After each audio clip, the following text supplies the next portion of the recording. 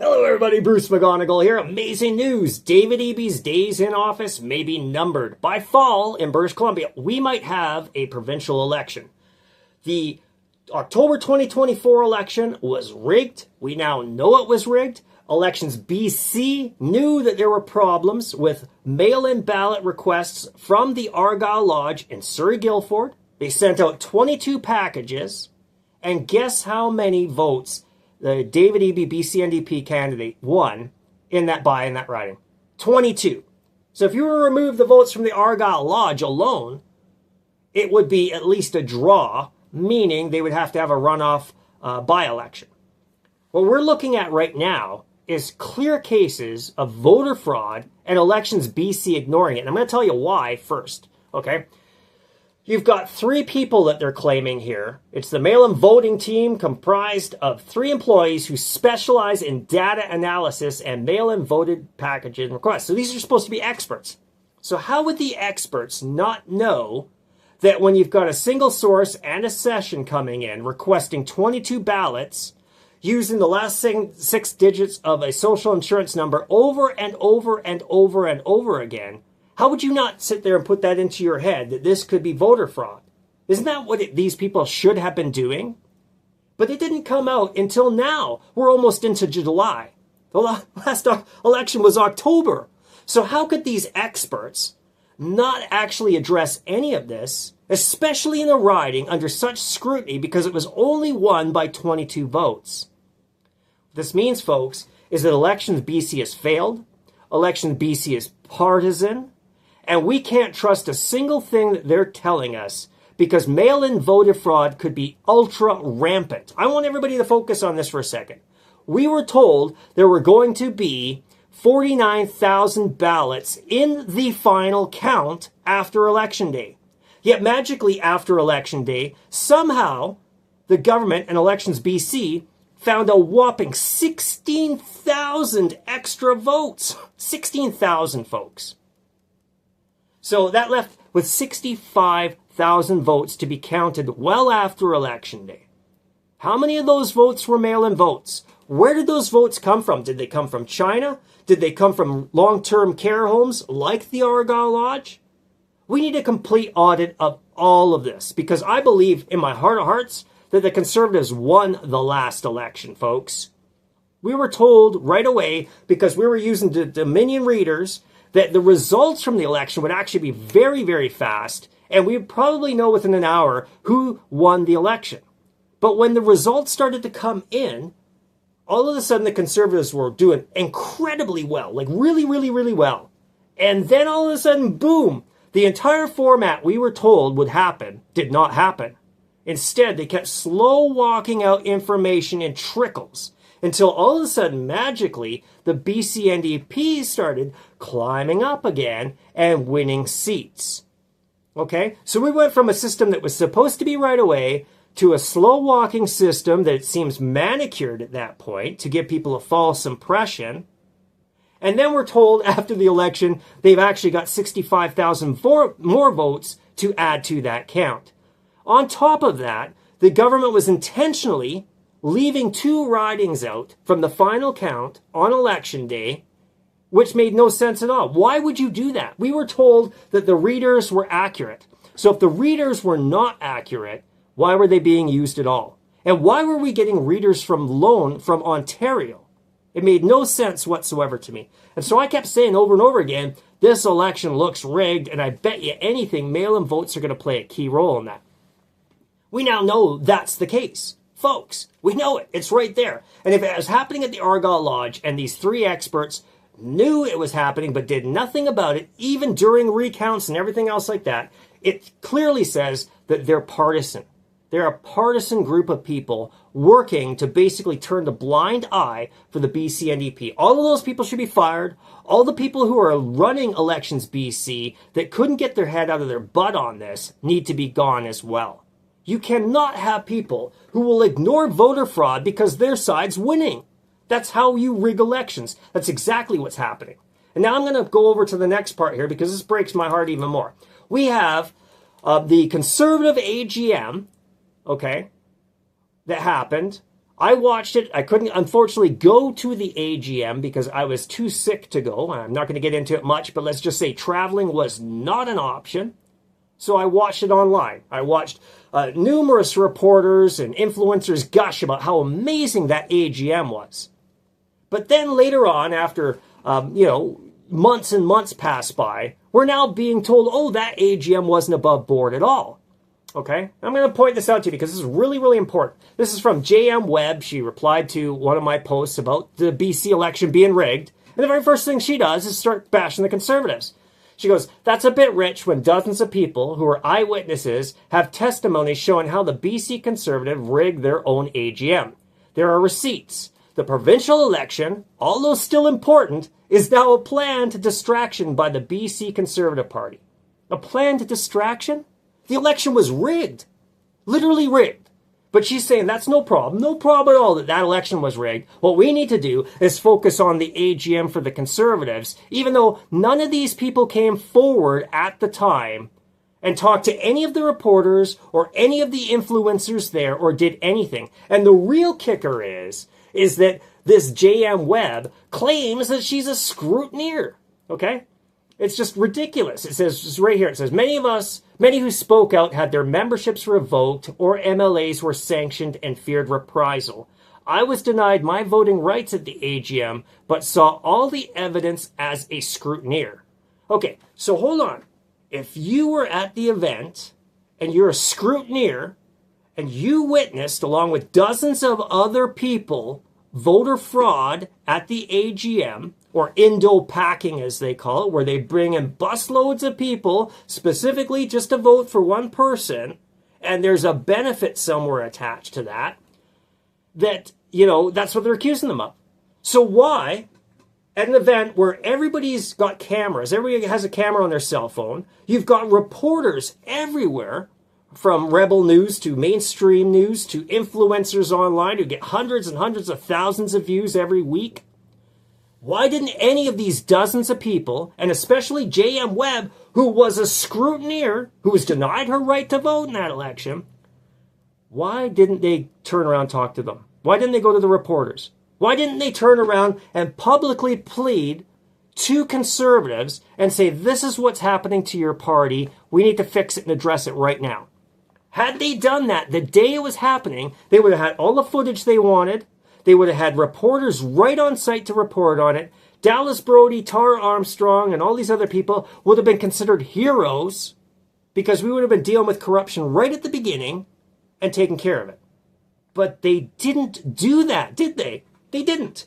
Instead, Tara and Jordan and Dallas Brody, they all stayed with the Conservatives all the way through February. While the Conservatives are hammering David Eby for the first time in months and months and months. They were in the BC legislature. The Conservatives were pointing out how the emergency room closures across BC, at the same time pointing out that 22 million hydromorphone pills were purchased to get people stoned in our province on the taxpayer dime, costing us almost $200 million. You think that would be a priority, especially when it came out that the government knew this was happening. The government lied to everybody during the BC election that this was happening. They said it wasn't. It was a conspiracy theory to think that the government was buying pills and then those pills were flooding onto the streets, making pills as cheap as $1 for kids. And that's exactly what was happening. And to cover up the fact that kids were dying and still are dying on taxpayer-funded bills in record numbers, folks. In fact, the situation is so damn bad that the BC NDP changed how they report overdose deaths to only report unregulated overdose deaths. So in other words, if children are dying because of an overdose of safe supply, that is not an unregulated drug. So we really truly do not have all the information on how many kids are dying, but we know it's anywhere from at least 15 to 25% every single year for the last few years. This is why we needed to get rid of the BC NDP. Now we've got the BC NDP signing contracts for 4 ferries to be built by China, the very people poisoning men in British Columbia to death at a rate never even imagined. These are World War era death rates of men in British Columbia, healthy working age men, and they're being slaughtered strategically. Okay? So elections have consequences. And when people magically say the provincial election, although still important, is now a planned distraction, it just shows how partisan these folks are and how broken they are when it comes to reality. When you have a government, and I'm going to show you this right now, this infuriated me yesterday. You take a look, you will see flat out that we have pride organizations running events for kids where 10-year-old children are present, and they're promoting hard drugs like cocaine and ketamine and all the date rape drug, for crying out loud, methamphetamine. All of these different things are being promoted to children with cards specifically designed to attract kids and so that they can hand it out to others.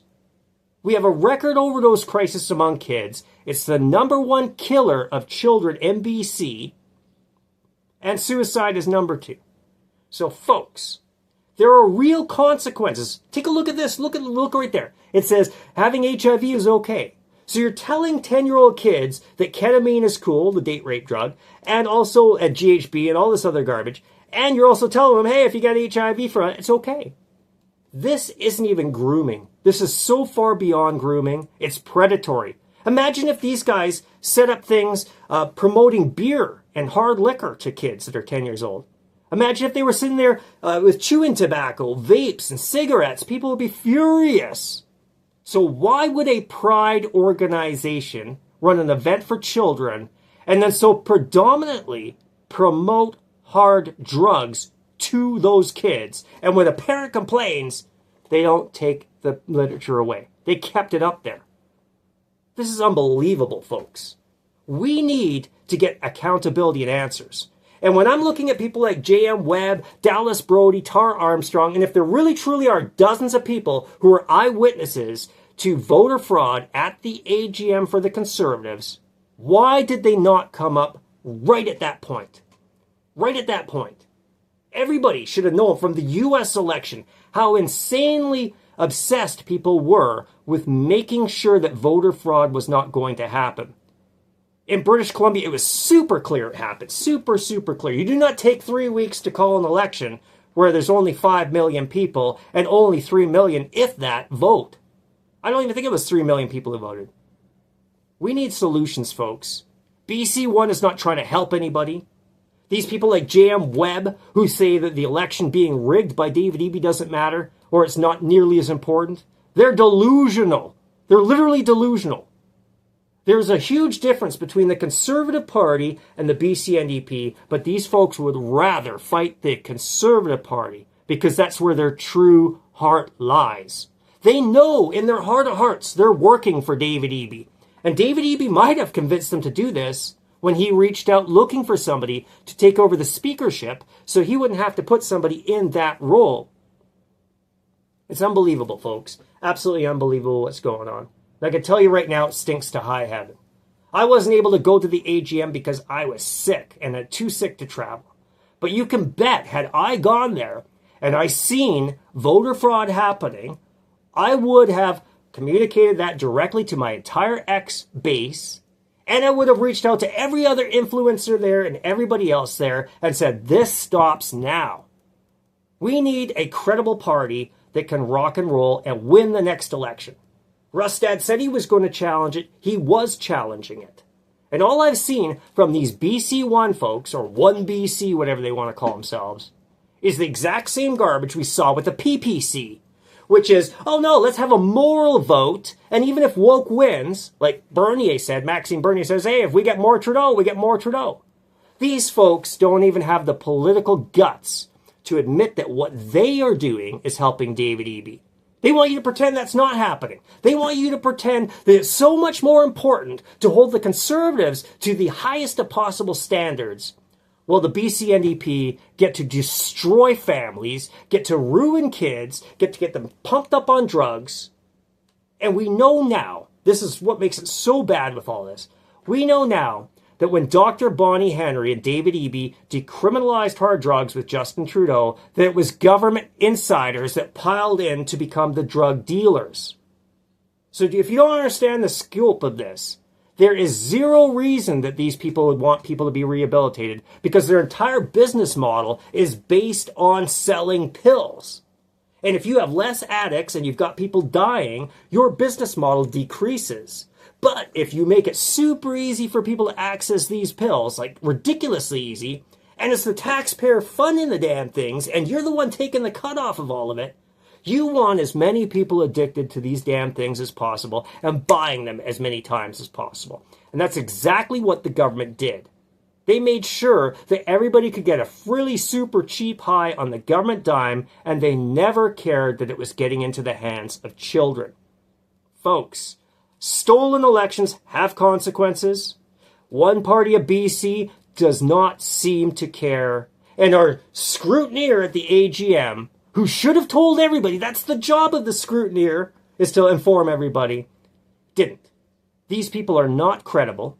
They had the opportunity to do the right thing and chose for their own political purposes to delay releasing any of this information, and we still don't even know if what they're saying is actually factual, or it's just a bunch of people politicking.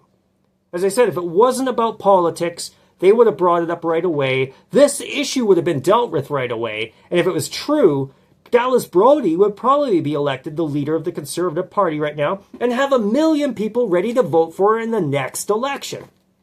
Instead, they left the Conservative Party, didn't talk to the Conservative voters at all before they did it, and then formed a party to help split votes. Who is the only person who benefits from this? The BC NDP, and of course, Dallas Brody and company, if they're getting kickbacks from David Eby. We know with the PPC folks, with David Yeo, who ran in Ottawa, claiming he was against vaccine passports, that his two-man company, Adalian, was raking in over $200 million in federal contracts since 2015. That's supposed to be, the PPC is supposed to be a far-right extremist party. And yet our government was giving hundreds of millions of dollars to these people. $100 million per employee in a decade is a hell of a gig for a company with 2 people. That is just ridiculous amounts of money. And the fact that David Yeo was signing, just to sign one agreement, he was getting sometimes upwards 18 to 20% commission. So when David Yeo did ArriveCan, when he did his part for the ArriveCan passport, he personally made $1.4 million just signing the contract for his own 2-person company. These people are dirty. And that's why I'm saying with the One BC, they're all using the same tactics as the PPC. They've got a lot of the very same people in the PPC who lied endlessly to people for years are now lying endlessly for One BC. I know I've addressed it directly with these people. They kept trying to say, John Rustad kicked Dallas Brody out of the Conservative Party. That's not true. He removed her from caucus after she mocked survivors of the 60s scoop. Going, my story, your story. Listen, you can openly say they never found a damn single body in a mass grave at any of these residential schools where they were supposed to be.